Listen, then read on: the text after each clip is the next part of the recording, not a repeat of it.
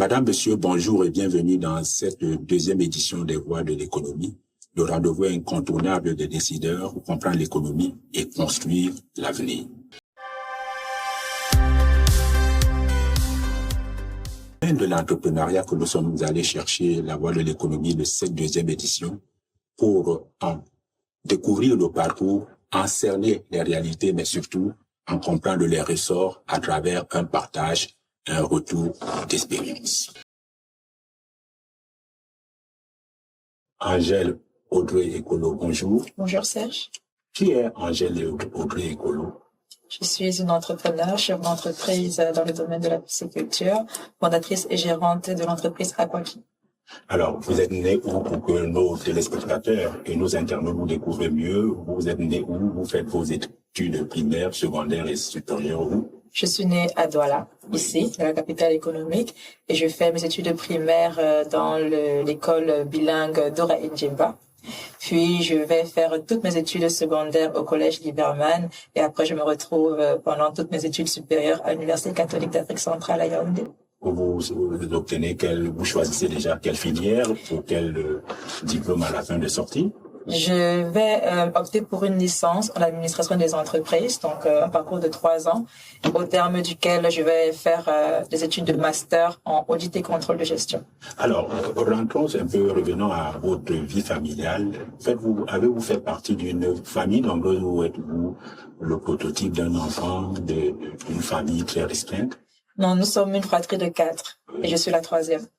Voilà. Alors, pour revenir à votre formation, qu'est-ce qui a motivé le choix de votre filière? Disons que déjà en classe de terminale, quand j'étais encore au secondaire, je me posais la question de savoir qu'est-ce que je veux faire. Mais en moi, j'avais vraiment cette impulsion forte là de me tourner vers l'entrepreneuriat pour pouvoir contribuer au développement de mon pays, mais également de mon continent. Et donc, c'est ainsi que je me dirige à l'UQAC vers des études en administration des entreprises.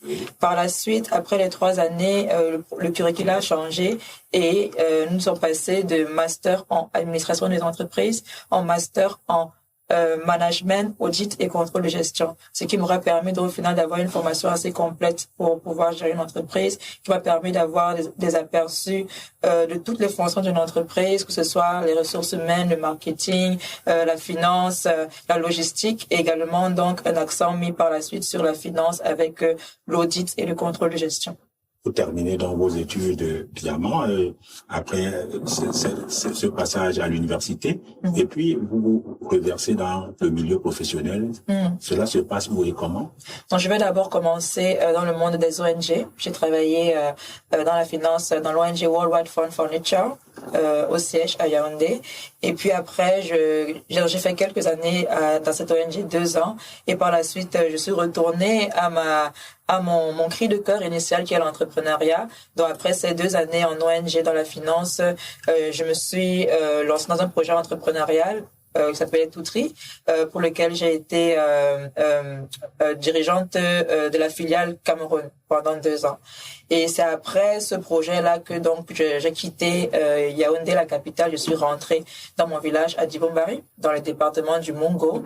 Et là-bas, c'est véritablement les conditions de vie, c'est voir comment les jeunes, les femmes étaient frappées par la précarité, la vulnérabilité, que je me suis dit, tu sais quoi, tu peux faire quelque chose aujourd'hui et maintenant. N'attends pas d'avoir 50 ans, déjà un gros pactole accumulé pour te dire que tu peux aider 1-2 personnes de sortir de cette situation.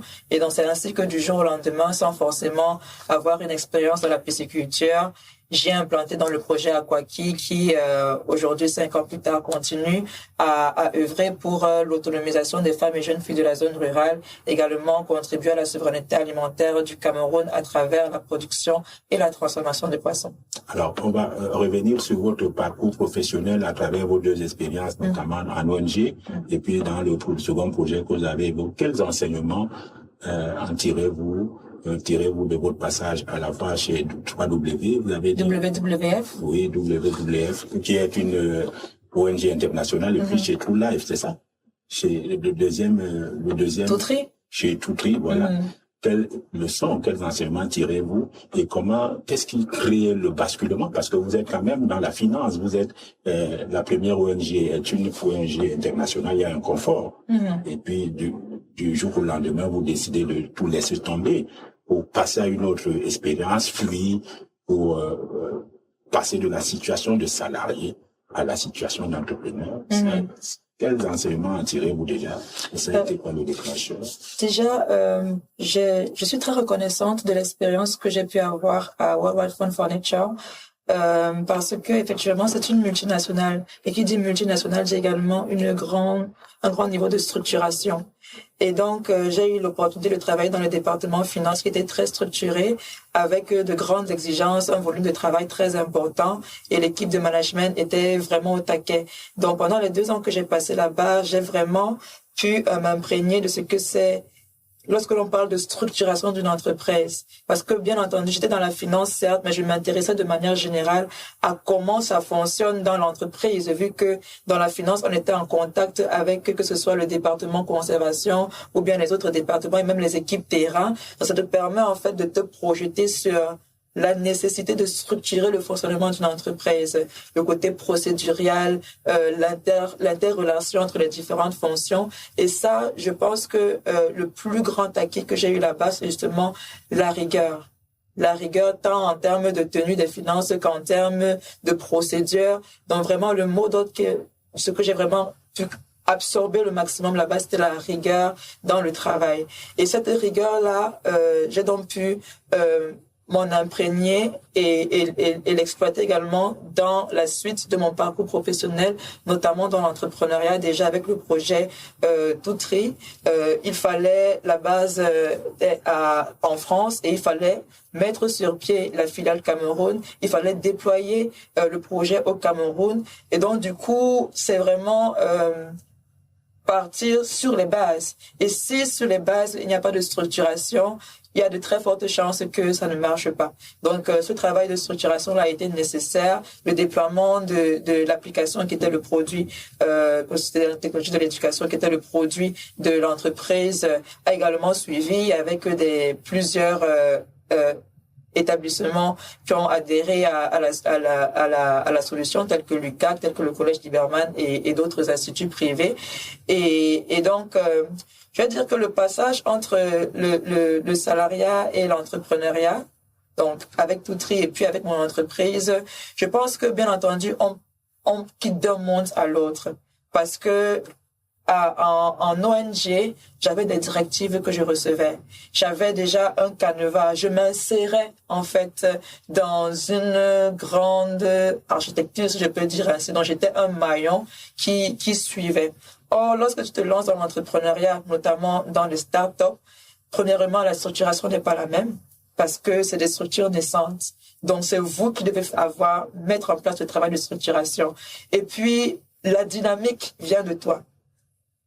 Et c'est d'autant plus vrai dans le projet Aquaki, parce que dans ce projet-là, je n'étais pas l'initiatrice du projet, j'ai rejoint l'équipe projet. Mais lorsque je me lance dans mon propre projet Aquaki en fin 2020, je peux vous dire que les voix dans la tête qui te disent que tu vas jamais y arriver sont très nombreuses. Elles parlent même très fort, parce que te dis oh là là, je veux créer quelque chose.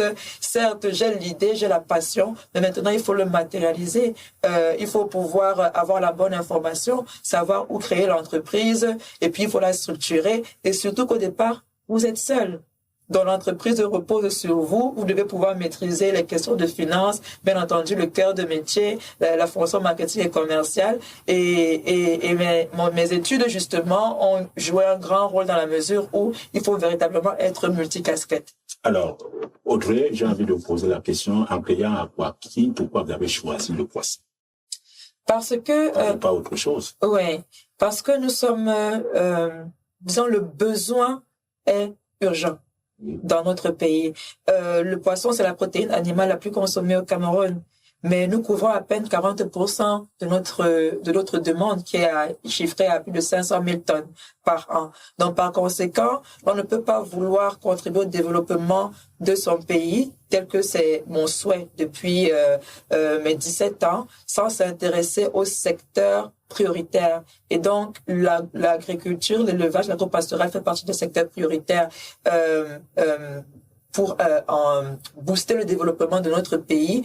Et parmi donc les besoins dans l'agro-pastoral, il y a donc ce besoin aussi prioritaire qui est celui de la production de poissons. Donc c'est ainsi que je me suis dit, s'il y a moyen que je puisse contribuer à renforcer la production locale de poissons, ça va contribuer à un meilleur équilibre de la balance commerciale de mon pays qui est fortement déficitaire en raison, dans ce domaine-là, en raison justement des fortes importations et de la faiblesse de la production locale de poissons. Eh bien, pourquoi aviez-vous besoin de rentrer à Dibon-Barry alors que vous pouviez le faire à Douala?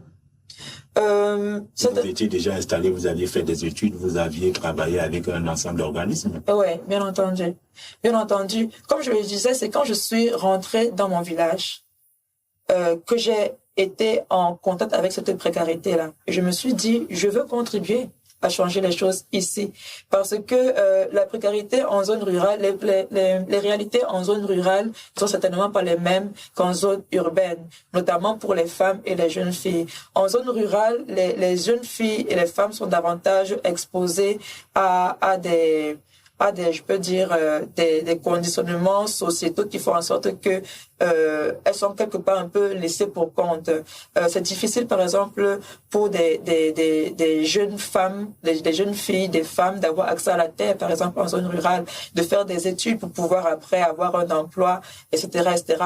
Donc du coup, face à cette nécessité-là, il faut pouvoir leur apporter des opportunités localement. Il ne faut pas forcément que les jeunes, que ce soit les jeunes hommes, les jeunes femmes, ou bien de manière générale les jeunes, aient à quitter la zone rurale, leur village pour chercher du travail en ville, alors que la ville a déjà ses propres problèmes. Le chômage est déjà important en ville. Il faut pouvoir créer des opportunités localement dans les villages pour empêcher justement, pour également avoir un impact sur la réduction de l'exode rural et l'amélioration des conditions de vie dans nos villages. Alors, des échanges avec un entrepreneur qui s'appelle Serge Didjou, qui a été inventeur de la couveuse solaire. Il nous dit que lorsque vous vous lancez dans l'entrepreneuriat, vous devez d'abord croire vous-même profondément, entièrement à votre projet, à votre idée. Vous avez dit que ça bavardait beaucoup dans votre cerveau en termes de doute. Oui, mais il ajoute également que, en plus de cela, vous devez avoir un premier client qui croit en vous. Dans votre cas, comment cela s'est passé? Qui a été votre premier client qui a vraiment cru en votre idée? Et qu'est-ce qui vous a permis d'aller à fond? D'évacuer le doute qui persistait. Le doute, dans mon cas, venait également du fait que je n'avais pas une formation en pisciculture. Comme on a parlé de mon parcours, c'est vraiment finance, business administration. Rien à voir avec l'agro-pastoral, la pisciculture. Donc déjà, le doute, c'est waouh, tu es en train de faire sauter un peu dans le vide et tu as zéro compétence dans le domaine. Donc, du coup, qu'est-ce que tu fais? Donc, du coup, moi, ça a été la recherche. J'ai fait 5 mois avant de lancer les premières productions. J'ai fait 5 mois d'apprentissage en autodidacte grâce aux informations qu'on pouvait trouver sur Internet. Je suis également allée vers le Minépia. Dans mon village, à Dibon-Barry, dans l'antenne de l'arrondissement, je me suis rapprochée d'eux pour avoir des informations, trouver des manuels, me rapprocher de pisciculteurs déjà en activité. Et chemin faisant, après 5 mois, j'ai pu glaner quelques compétences. J'ai aussi fait une formation d'un genre dans un institut sur le domaine de la pisciculture. Mais même jusque-là, tu te dis jamais que tu es prête. Parce que il y a justement un des pisciculteurs chez qui je suis allée à Yaoundé qui m'a dit, en fait, tu ne vas jamais te sentir prête. Parce que la théorie, c'est la théorie. C'est quand tu vas te lancer que tu vas te confronter aux échecs, aux difficultés, aux réalités et que tu vas t'ajuster au fur et à mesure. Et donc, c'est quand on s'est vraiment lancé qu'on a eu nos parts de difficultés parce que mon équipe j'ai été formée moi-même, je me suis formée, j'ai également été accompagnée, et puis c'est moi qui ai transmis la connaissance à mes équipes. Donc du coup, on était vraiment une équipe qui avançait de manière soudée, on se rendait compte des réalités, des difficultés, on ajustait constamment, et je pense que c'est qu'on a arrivé à trouver un équilibre. Quand on ne paniquait plus à 6 heures du matin, quand on voyait qu'un poisson nageait bizarrement, ou bien qu'un poisson est blessé, ou bien qu'on voyait des petits cas de mortalité, de maladie, c'est qu'on a commencé à trouver un équilibre dans la production, qu'on s'est dit, OK, nous sommes en train d'y aller, parce que je vous assure que au départ, c'est tellement délicat et difficile que je me disais, est-ce que je vais réussir à ne serait-ce que partir à Yaoundé encore un jour, parce que chaque matin, il y a un problème. Pourquoi est-ce que le poisson se nage comme ça? Madame, il y a un souci avec si, regardez les photos et tout. Donc, du coup, tu te dis, est-ce que j'ai pris la bonne décision? Est-ce que c'était pas trop risqué? Est-ce que je vais m'en sortir? Est-ce que je vais réussir à partir encore loin du site un jour sans qu'il y ait l'hécatombe, sans penser qu'il y a une hécatombe derrière? Et je pense vraiment qu'on a commencé à stabiliser la production et qu'on a fait la première sortie après 4 mois, on s'est dit, on pense qu'on est déjà quand même sur le track et ça a commencé à, ça a dissipé nos doutes parce que vraiment le plus difficile c'était le premier cycle de 4 mois. Mais après la première sortie, on a juste à continuer à se perfectionner et on a pris notre envol. Alors, vous parliez d'une équipe au départ, vous étiez combien au départ? Au départ, nous étions 3. Bien sûr, j'étais seule au départ. Oui. Après, nous avions eu deux personnes dans le village qui ont rejoint le projet. Et généralement, dans le projet, vous venez de l'évoquer, il y a souvent des échecs, il y a souvent des ratés, et on a besoin de réarmement moral, on a besoin de quelqu'un qui vient de temps en temps nous consoler, nous rebooster, nous coacher, nous remotiver. Ça a été le cas avec vous ou bien c'était entre vous dans votre trio? Non, absolument pas. Je devais, en tant que la tête du projet, je devais pouvoir conforter les autres et les amener à avoir un mental stable, aller de l'avant. Mais bien entendu, moi-même, j'avais besoin d'être coachée, mentorée et dans ce début de projet-là, j'ai été accompagnée par une entreprise dans ce domaine qui avait déjà des années d'expérience. Donc, c'est elle qui m'a, par exemple, donné ma dernière formation avant de me lancer dans la pratique. Et ils ont donc fourni un accompagnement, un suivi technique à distance et en présentiel. Ce qui faisait que quand il y avait des difficultés, des incompréhensions, je me tournais vers eux, ils me donnaient des orientations, on ajustait, on avançait. Donc, par exemple, les cas de perte, on a eu des cas de perte. Parfois, imaginez, il y avait des grosses pertes, par exemple, quasiment 1500 poissons, c'est énorme, un lancement de projet. Mais nous avions dans cette équipe-là qui nous permettait d'avoir cette entreprise qui nous accompagnait, faisait le suivi, qui nous permettait de nous rendre compte de nos erreurs, de nos difficultés, qui venaient même sur place intervenir. Donc, c'était vraiment un soutien important pour nous quand nous lancions. Et puis également, la famille a été d'un grand soutien parce que avec une trajectoire qui a viré quasiment à 90 degrés, si on n'a pas aussi ce soutien-là émotionnel, ça peut être très difficile. Donc, je suis également reconnaissante à ma famille de m'avoir soutenue dedans. Alors, on comprend qu'il y a la formation personnelle, 5 mois puis 4 mois d'accompagnement. Et puis, on sait quand même que les petites et moyennes entreprises comme les vôtres, pour les lancer, on a besoin de financement. On ne crée pas, on ne se lance pas dans la pisciculture sans avoir un petit fonds de démarrage. D'où vous provenez les vôtres? Donc, nous avons fait du Love Money. Comme je vous l'ai dit, ma famille m'a accompagné, m'a soutenu dans ce projet. Et donc, nous avons fait ce qu'on appelle dans l'environnement de la start-up du Love Money, c'est-à-dire collecter des fonds qui viennent de personnes qui vous, entre guillemets, qui vous aiment, de vos proches, qui sont autour de vous et qui croient en vous, qui veulent vous encourager. Donc, il y a eu du Love Money, il y a eu des financements personnels également. Et puis, il y a également eu, nous avons concouru également à différentes opportunités, des appels à projets de structures privées dans un premier temps et puis du public. Ils ont permis également d'avoir accès à quelques financements pour nous mettre sur les rails. Est-ce qu'on peut avoir une idée de montant basique, du financement, des quantités basiques? On va interroger l'évolution de l'entreprise ou de la PME après, mais est-ce qu'on peut avoir une idée de votre fonds de démarrage en termes de quantité de poissons, en termes de moyens dont vous avez eu besoin pour pouvoir permettre aux téléspectateurs et aux téléauditeurs et à tous ceux qui nous écoutent et regardent de voir comment ça a évolué et d'avoir une idée basique de ce dont ils pourraient avoir besoin en termes de financement et même d'intrants. Donc, pour ce qui est de la pisciculture, il faut dire que ça dépend vraiment de la taille du projet. Vous pouvez, par exemple, il y a la taille du projet, par exemple, le type de bac que vous utilisez. Nous, on est dans la pisciculture hors sol, le type de bac, le dimensionnement, le nombre de bacs. Donc, ce ne serait pas le cas de Aquaki et la méthode de l'évolution de la mise en place du projet ne sera pas forcément celle que va employer quelqu'un qui, par exemple, veut mettre 1 ou 2 bacs derrière chez lui. Nous, on a plutôt opté vers une démarche où on veut aller en fait vers l'industrialisation de la pisciculture au Cameroun. Donc, on a commencé avec 2 bacs de 5 mètres cubes.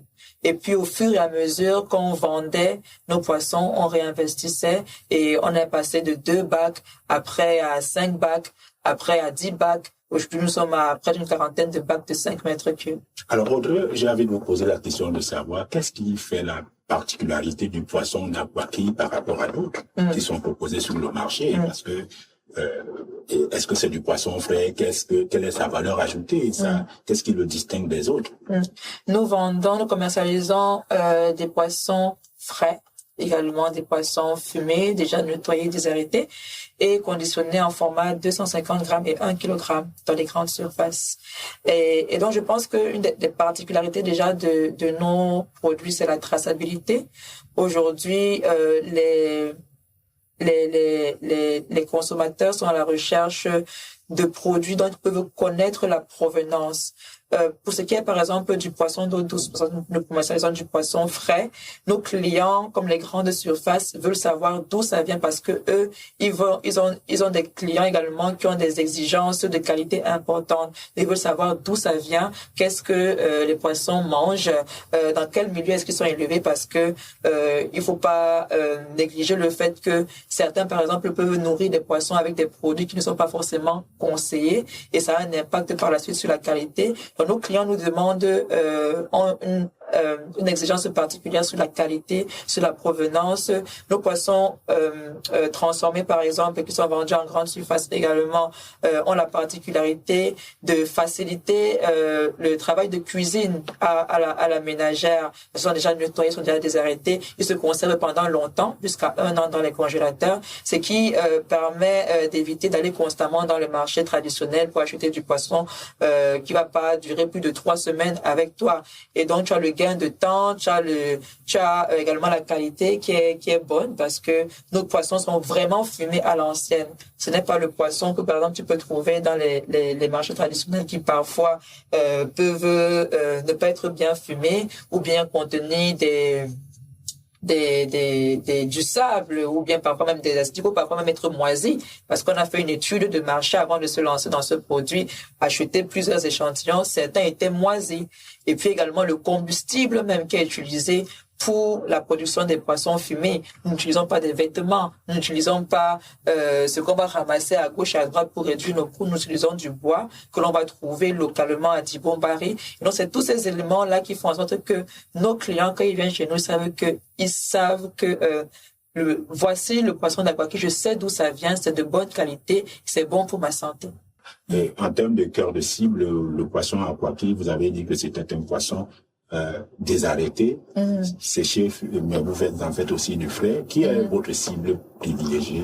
Nous commercialisons principalement dans les grandes surfaces. Nous avons également pour cible les hôtels, les restaurants, et nous avons également des clients qui sont des grossistes qui revendent nos poissons dans les marchés traditionnels. Et comment se passe le business aujourd'hui? On imagine que de passer de 3 employés, même s'ils sont en situation de rotation à 28, cela veut dire que l'entreprise se porte bien.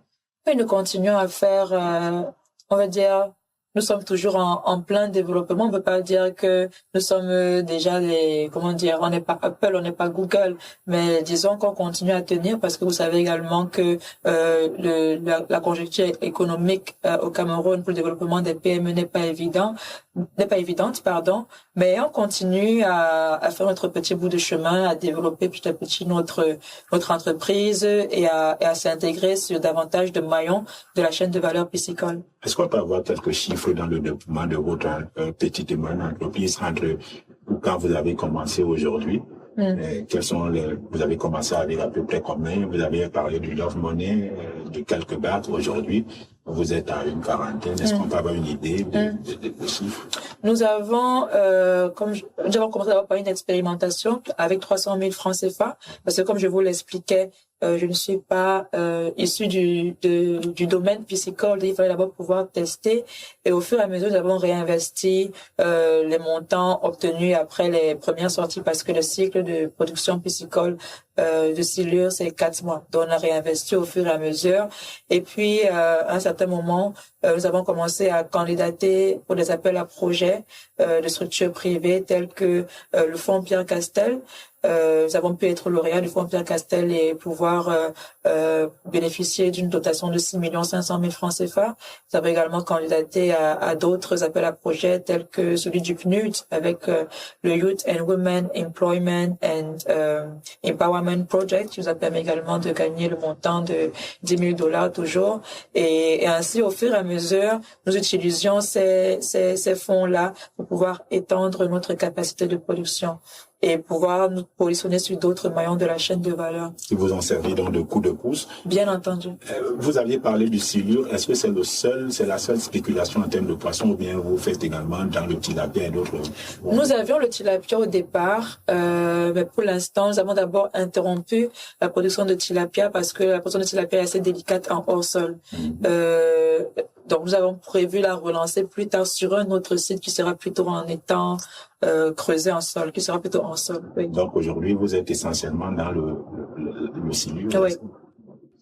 Alors, est-ce que vous avez évoqué le prix Castel, cela avec un avantage, avec un avantage de financement, cela pour rester dans les projets, vous avez également été bénéficiaire d'une bourse en 2025, une bourse qui s'appelle la Mandela Washington Fellowship. Est-ce que vous pouvez nous en parler? Il s'agit d'un programme annuel du gouvernement américain qui a pour but de pouvoir renforcer les capacités des jeunes leaders africains. Donc, c'est un programme, en fait, qui a duré 10 ans. Nous étions à la 10e promotion l'an dernier, en 2025, et donc chaque année étaient sélectionnés sur l'ensemble du continent africain des leaders issus, vous avez trois tracks, la société civile, l'entrepreneuriat, et également l'administration publique. Donc, sur la base d'un appel à manifestation d'intérêt, vous aviez donc énormément de candidatures. Au Cameroun, par exemple, c'était quasiment 7000 candidatures pour pouvoir être sélectionnées, et 11 uniquement au Cameroun ont été sélectionnés. Et donc, ce programme, donc là,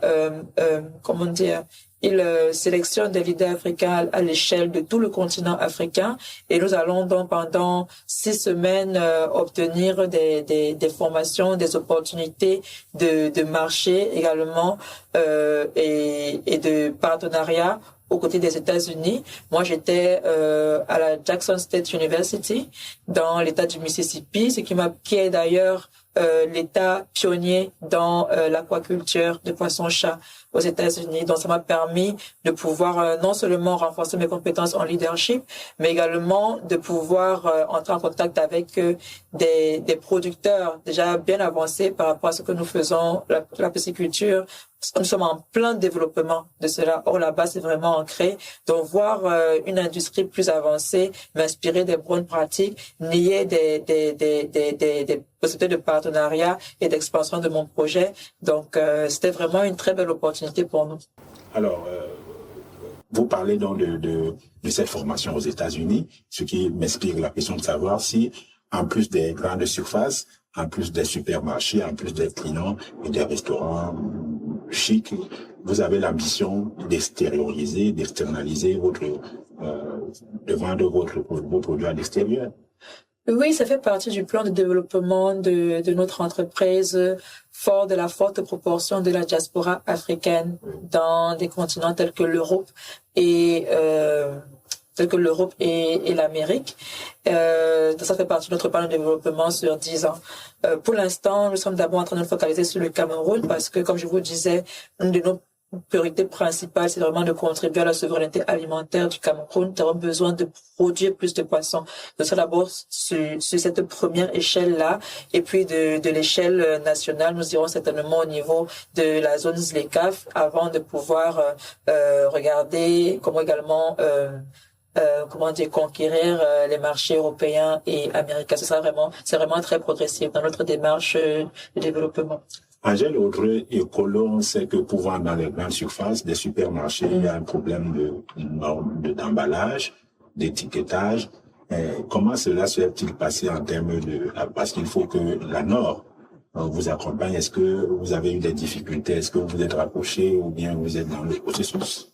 Oui, tout à fait, nous sommes dans le processus. Parce qu'il faut bien que la marque Akwaki ait une vignette, un emballage qui correspond à certains critères. Si c'est le cas, c'est une bonne chose. Est-il alors facile, quand on vous écoute, Audrey, d'être une entrepreneur au Cameroun? Je ne pense pas. C'est pas facile. Ça vient. Il y a beaucoup de points positifs, également beaucoup de points moins positifs. Mais je pense pas que en se lançant, je pense que c'est également le cas dans le salariat, puisque l'entrepreneuriat a véritablement ses réalités, et notamment l'entrepreneuriat jeune et l'entrepreneuriat lorsque l'on est une femme. Ça vient avec beaucoup de challenges aussi. Quels sont les challenges, quels sont les écueils qu'il y a dans ces entrepreneuriats féminins et jeunes? Et quelles sont les opportunités que l'on pourrait saisir?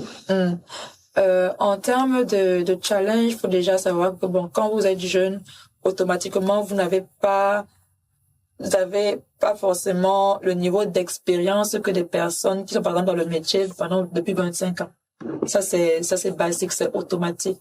Donc ça vous amène forcément à faire beaucoup d'efforts au niveau de la recherche, l'acquisition des compétences, et heureusement aujourd'hui, il y a de plus en plus d'opportunités de formation.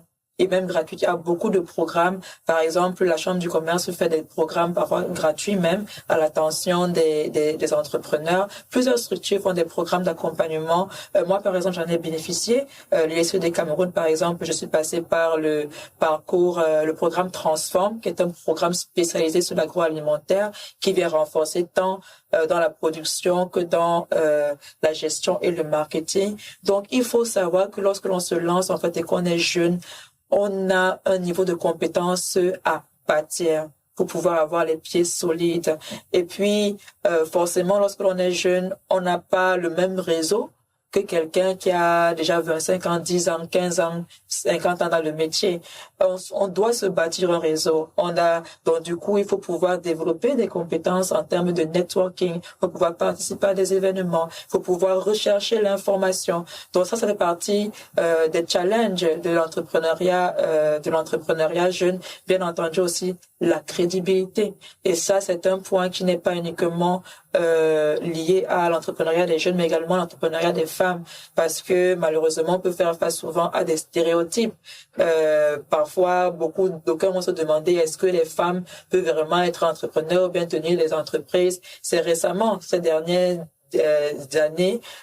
décennies, qu'on voit de plus en plus de femmes à ces postes de responsabilité là. Donc, il y a également des stigmates qui souvent peuvent freiner la croissance des femmes dans le domaine de l'entrepreneuriat, mais ce ne sont pas des challenges ou bien des barrières qui sont insurmontables.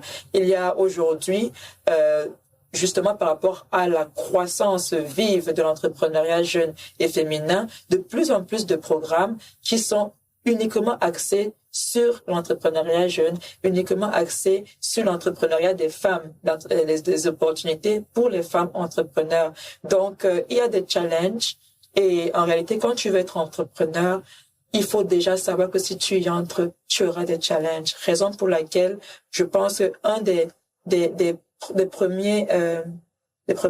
premières qualités, des premiers caractères élément de caractère que doit développer un entrepreneur, c'est véritablement la résilience. Les investisseurs, les banques et tous ceux qui permettent, donnent du crédit, ont une exigence aujourd'hui vis-à-vis des PME, d'abord, leur caractère très éphémère, moins de 5 ans de vie, mais surtout la question de la structuration. Est-ce qu'on peut dire que votre formation dans le domaine de la finance, de la gestion d'entreprise et puis dans la finance vous a aidé dans ce sens-là? Oui, certainement, parce que je pense qu'une des difficultés que l'on peut rencontrer dans l'entrepreneuriat, du moins que j'ai également constaté, c'est que des fois, ceux qui vont se lancer dans l'entrepreneuriat jeune vont être spécialistes du cœur de métier de la production et ne vont pas forcément maîtriser ce qui est, connaître, avoir même une idée de ce qui est de la gestion financière du projet ou bien de la gestion commerciale et marketing, comme également gérer son équipe projet, les ressources humaines très très important. Donc du coup, ça peut parfois amener à ce que la structuration soit moins solide pour les entreprises créées par des jeunes. Et je pense que justement ma formation dans ce domaine-là et l'équipe dont je me suis entourée qui a des compétences pluridisciplinaires nous a permis de structurer notre entreprise de sorte que ça inspire confiance à nos partenaires parce qu'on travaille entre autres avec des grandes surfaces qui ont des demandes de structuration, des exigences particulières par rapport à leurs clients. Mais je pense que le fait qu'on puisse également avoir cette structuration et présenter des états financiers structurés est un plus forcément pour quand nous voudrons nous tourner vers des crédits. Parce que l'accès au crédit pour les entreprises jeunes, pour les startups et les PME reste difficile. Raison pour laquelle nous, dans un premier temps, c'est vraiment d'abord orienté vers ces 3 premiers modes de financement. Et puis lorsque nous serons dans la nécessité d'aller vers des crédits, on pourrait y aller en ayant déjà une structuration beaucoup plus ferme qui puisse nous faciliter justement l'accès à ces crédits bancaires. Alors Audrey, beaucoup d'entrepreneurs qui se lancent échouent, heurtent le mur. Quel a été le levier sur lequel vous êtes appuyé pour réussir? En français facile, quel est votre secret? Bon, pour l'instant, je ne peux pas prétendre que nous ayons réussi parce que nous avons nous avons une vision qui est assez large. Nous avons plusieurs objectifs encore que nous souhaitons atteindre. Mais donc, ce qui nous a permis aujourd'hui de nous maintenir parmi les éléments, je pense, importants, c'est le travail que nous faisons sur notre modèle économique, parce que lorsque le modèle économique est plus ou moins clair, cela facilite en fait la trajectoire et l'avancée de l'entreprise. Nous sommes sur un modèle économique porté vers une économie sociale et solidaire. Donc, en même temps que nous recherchons les profits, la croissance économique, nous cherchons également l'impact. Et donc, pouvoir clarifier cela nous a permis également de savoir non seulement qui pourraient être nos clients, bien entendu, d'une part, mais qui pourraient également être les partenaires qui seraient capables de nous accompagner. La plupart de ceux avec qui nous travaillons aujourd'hui en termes de partenariat, ça va être des entreprises, des structures qui vont également être celles qui recherchent la création de l'impact, qui vont être celles qui recherchent la création de l'impact auprès des communautés, création de l'impact sur le plan également environnemental, sur le plan social. Et donc, je pense que cette trajectoire-là, cette clarification, en fait, de notre secteur d'intervention, notre modèle économique, nous a permis de nous orienter plus ou moins bien. Et puis, il y a également la question, bien entendu, de la structuration. C'est très important. Je suis persuadée que si je n'avais que des compétences fixes dans la pisciculture, nous aurions eu beaucoup de difficultés à implémenter ce projet parce que nous aurions eu, par exemple, eu des difficultés dans le calcul des coûts. Il faut savoir que effectivement, la pisciculture est en pleine expansion au Cameroun, mais la plupart des opérateurs dans la pisciculture vont être portés vers le secteur, avoir des connaissances techniques dans la production. Mais beaucoup, par exemple, ne vont pas savoir pourquoi est-ce qu'ils tournent à perte. Pourquoi est-ce que au bout d'un certain moment, il n'y a plus d'argent pour nourrir les poissons, pour pouvoir lancer un autre cycle parce qu'on ne maîtrise pas ses coûts. Donc, les fonctions support, en réalité, telles que savoir comment vendre ses produits, communiquer sur l'entreprise, savoir comment faire la gestion de manière générale, la comptabilité, ce sont des éléments extrêmement importants pour la pérennité d'une entreprise. Alors Audrey, quelles sont les erreurs de débutants que vous ne pourriez plus commettre aujourd'hui si vous étiez et vous arrivez de vous lancer dans un autre projet entrepreneurial parallèle? Erreur de débutant, je pense que notre secteur est un secteur, par exemple le secteur de la pisciculture est un secteur assez, il est en train de on va dire comment, il est en train de se formaliser, il est en train de se mettre en place. C'est vraiment un process entier de mise en place de la chaîne de valeur piscicole. Et donc, parfois, nous avons des opérateurs à l'intérieur qui n'ont pas forcément, comme je disais tout à l'heure, les notions de gestion financière, de documents comptables comme des reçus, comme des factures. Et nous avons eu une certaine difficulté dans un premier temps, comme nous venons de nous intégrer dans ce domaine-là, à pouvoir des fois avoir les documents financiers d'un fournisseur parce qu'il ne comprend tout simplement pas ce que c'est. Pourquoi est-ce que tu vas demander une facture? Est-ce que la facture et le reçu, c'est pas la même chose? Or, sur le plan fiscal, ce n'est pas la même chose. Donc, dans un premier temps, nous avons observé cela de loin, mais très vite, nous avons dû, entre guillemets, éduquer nos partenaires à la nécessité de pouvoir avoir des carnets de reçus, faire des reçus, envoyer des factures avec être eux-mêmes légalisés parce que d'aucuns ne vont même pas avoir de numéro d'identifiant unique, ce qui nous est problématique pour d'un moment. Donc c'est des petites difficultés qu'on a eues au départ et puis que certainement s'il faut se relancer encore, on serait très au taquet là-dessus dès le départ. Et puis, bien entendu, il y a eu des difficultés qui nous ont engendré des pertes au départ. Mais je pense que ce type de difficultés, lorsqu'on se lance dans un domaine nouveau, il y a forcément des erreurs qui ne peuvent pas être évitées. Il y a les erreurs liées à l'apprentissage qui permettent par la suite d'ajuster et de pouvoir, au final, avoir des résultats optimaux. Alors, vous êtes très jeune, vous avez moins de 35 ans en tant qu'entrepreneur. Quand vous observez l'environnement aujourd'hui, le milieu, est-ce qu'il y a beaucoup de jeunes, mais surtout de femmes jeunes, comme vous dans le secteur, dans ce domaine? Et comment se passe la mise en réseau entre vous, entre jeunes entrepreneurs, femmes? Oh, c'est vrai que pendant un bon bout de temps, il n'y avait pas beaucoup d'entrepreneurs femmes, notamment jeunes. Mais on peut quand même constater ces dernières décennies qu'il y a une forte croissance de la présence des femmes dans le domaine de l'entrepreneuriat et notamment des jeunes femmes. Je parlais notamment des nombreux programmes qui encouragent en fait la participation féminine. Par exemple, pas plus tard que hier, je recevais encore des mails d'un projet qui faisait un appel à manifestation de projet, qui insistait, nota bene, la candidature des femmes sont fortement encouragées. Donc, je pense qu'aujourd'hui, nous sommes vraiment dans un écosystème entrepreneurial qui favorise l'implication, l'insertion des femmes dans ce domaine. Nous avons également des associations professionnelles de femmes qui sont dans les domaines, soit des associations professionnelles, soit des coopératives de femmes qui se mettent ensemble pour travailler, pour s'encourager, pour avancer ensemble. Je pense que véritablement que l'entrepreneuriat féminin est sur une très bonne voie au Cameroun et en Afrique de manière générale. Surtout que le président de la République a placé le septennat sous le signe de la femme et de la jeune fille. La femme et les jeunes. Et des jeunes, c'est une opportunité, une aubaine pour effectivement. Effectivement. Vous y pensez?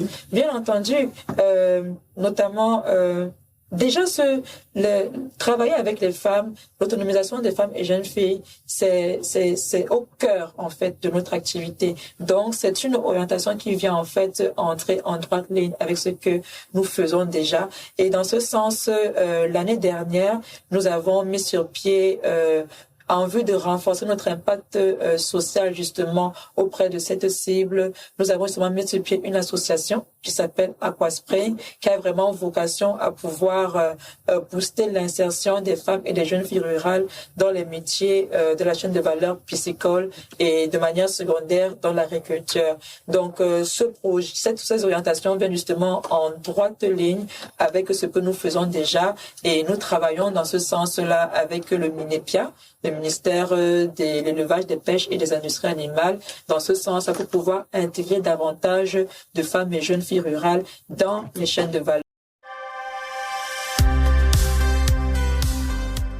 Partie de l'émission pour sortir au gré écolo, nous allons parler des perspectives. Et en termes de perspectives, vous avez acquis une expérience, même si vous ne voulez pas vous considérer comme une entrepreneur senior, vous êtes tout au moins junior. Vous êtes tout au moins junior. Quel conseil donneriez-vous, par exemple, à l'État du Cameroun et puis aux jeunes entrepreneurs pour favoriser la propension, l'éclosion de l'entrepreneuriat au Cameroun en termes de facilité pour l'État à accorder, en termes de mesures de politique à mettre en place, mais également pour la jeunesse en termes de conseils pratiques afin de ne pas tomber dans l'erreur et de ne pas toujours abandonner?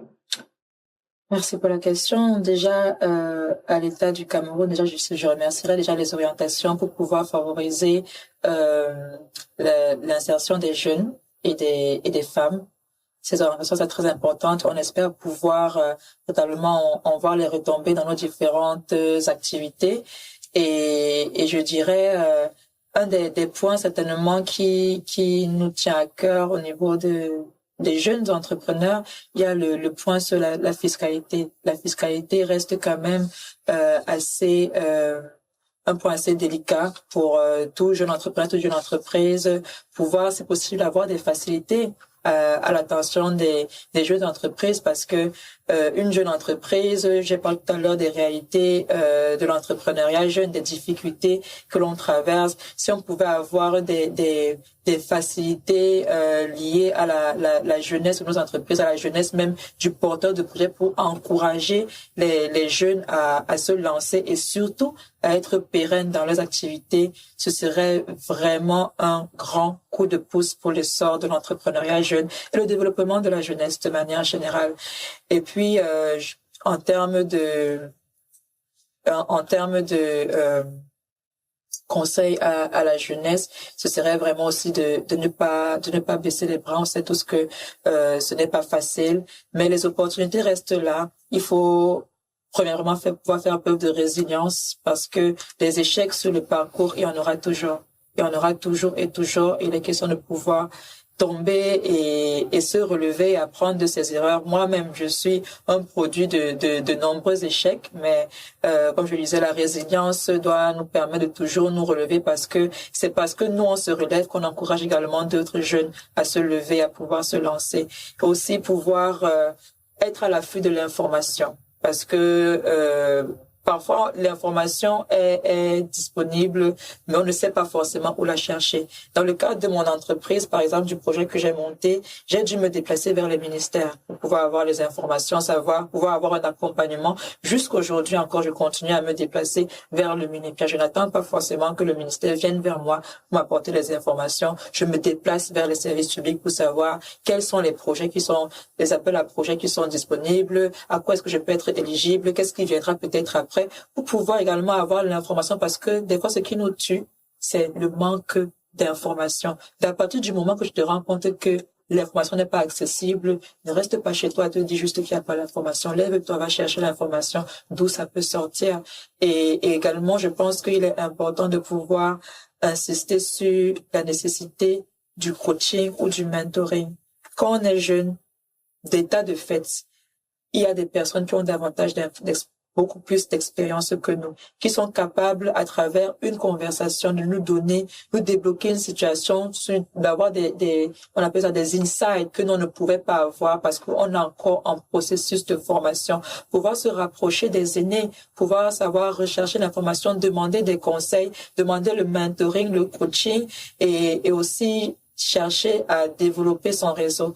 On a des outils formidables aujourd'hui au niveau des réseaux sociaux. Les réseaux sociaux, c'est pas uniquement pour se divertir. Il y a des réseaux sociaux professionnels que si un jeune ne connaît pas ou bien qu'il n'utilise pas, il ne peut jeter la pierre sur personne. Il y a des réseaux tels que LinkedIn. Il y a même des personnes qui forment dans la prise en main d'outils tels que LinkedIn. Moi, je peux le dire, LinkedIn a été d'un grand apport pour moi en termes de repérage des opportunités. Tu prends ton téléphone, mets ta connexion de 100 francs, 250, tu scrolles. Aujourd'hui, il y a tellement de programmes d'appui, formation, financement, subvention, différents types de programmes disponibles pour les jeunes, disponibles pour les femmes, les jeunes filles. Mais c'est à nous de devoir aller chercher, regarder les critères. Si on n'a pas encore les critères, on travaille dessus pour pouvoir se mettre à la page et pouvoir avoir accès aux opportunités. Mais bien entendu, mon dernier mot serait de dire que, bien entendu, ce n'est pas facile, mais c'est possible. De 300 000 il y a 5 ans à 2 bacs d'ordures à 2 bacs hors sol pour le poisson à 40 bacs aujourd'hui et 28 employés, alors que nous étions au départ, vous aviez au départ une équipe de 3 personnes. Si ce n'est pas pour moi, juste pour mon oreille, Audrey a combien aujourd'hui dans son compte bancaire? C'est une question discrète. Mais ça veut dire qu'elle est riche quand même. 5 ans plus tard. Je ne dirais pas. Je ne dirais pas ça. Ça veut dire qu'on est riche, Audrey. Je ne dirais pas ça parce qu'on est vraiment dans une démarche de réinvestissement. Oui. Si nous étions dans une démarche de nous n'avons pas créé une entreprise qui a vocation à s'éteindre aujourd'hui. Et donc, on est déjà conscient que l'accès au financement est une difficulté dans le domaine dans notre conjoncture économique. On va pas facilement avoir accès au financement externe. Dans ce cas, il faut développer une stratégie de développement, de réinvestissement. Parce que il est sûr, parce que par exemple, je vous ai dit, on a commencé avec un bac, puis 3, puis 10, puis, parce qu'on réinvestissait, parce qu'on a mis la priorité dans nos premières années sur réinvestir, sur grandir le plus vite possible, atteindre une stabilité, et puis après quand nous serons plus solides, là, bien entendu, ce sera plus facile de nous réjouir du fruit de notre travail. Mais pour l'instant, la vision, c'est véritablement d'en réinvestir nos revenus pour aller le plus loin possible. Ben écoutez, Audrey, nous vous recontacterons d'ici 3 ou 4 ans pour voir où vous en êtes et peut-être à ce moment-là, vous nous révélerez votre compte bancaire. On ira peut-être aussi le vérifier ensemble pour savoir si vous dites la vérité. Merci infiniment à vous, Audrey, pour cet échange, pour votre science, pour ce retour d'expérience, ce partage d'expérience en tant que voix de l'économie. Très jeune dame, vous vous appelez Angèle Audrey Écolo, vous êtes promotrice d'Aquaki, un projet spécialisé dans la production, la transformation et la commercialisation du poisson, mais surtout qui avait une emphase sur l'autonomisation de la jeune fille et de la jeune femme. Merci infiniment d'avoir été notre invité des Voix de l'Écho de cette 2e édition. Nous disons également merci à nos équipes de production, à tous nos internautes qui peuvent également regarder cette émission, mais également des extraits sur nos différentes plateformes digitales, Facebook, Twitter, LinkedIn, TikTok, évidemment, l'intégralité de cet échange, de cette confession, de ces révélations sur, bien évidemment, YouTube. Il y aura des analyses claires, il y a un échange sans détour, mais il y a surtout beaucoup de choses que vous apprendrez de cette jeune dame. Merci à vous.